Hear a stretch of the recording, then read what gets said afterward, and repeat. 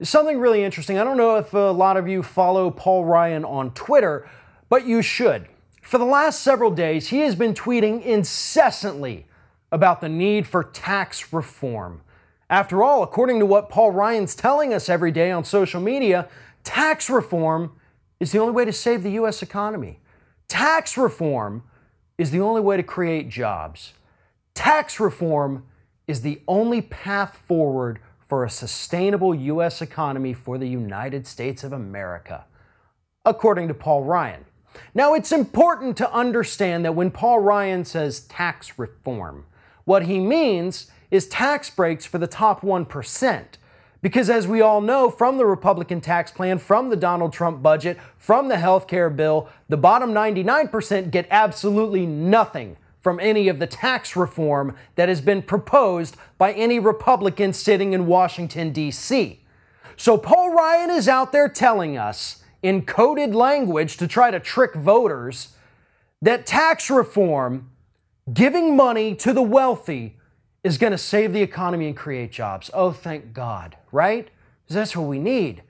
Unfortunately for Idiot Ryan, we've been trying that since the 1980s, and not one single time that it's ever been attempted has it ever worked. Paul Ryan is not stupid. Let me point that out. A lot of people think he is. Paul Ryan is not a stupid person. On the contrary, Paul Ryan thinks you're stupid.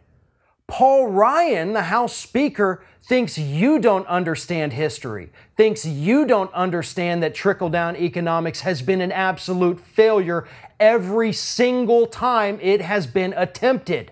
There's not a single instance of trickle-down economics ever working in practice, not one. Meanwhile, you know what has worked? You know what is helping an economy, creating jobs, and helping the underclass, and inadvertently helping businesses too? Take a look at Seattle.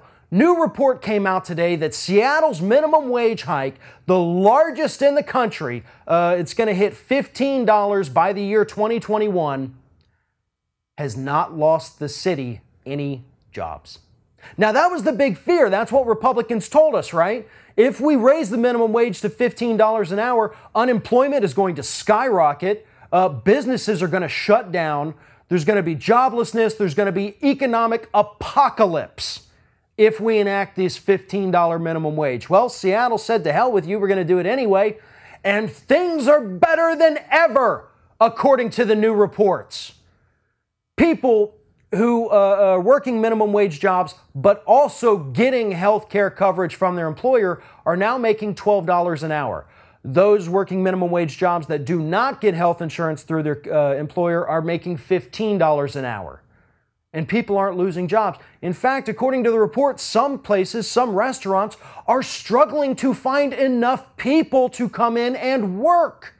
That's how busy they are now. And you know why? Because people have more money.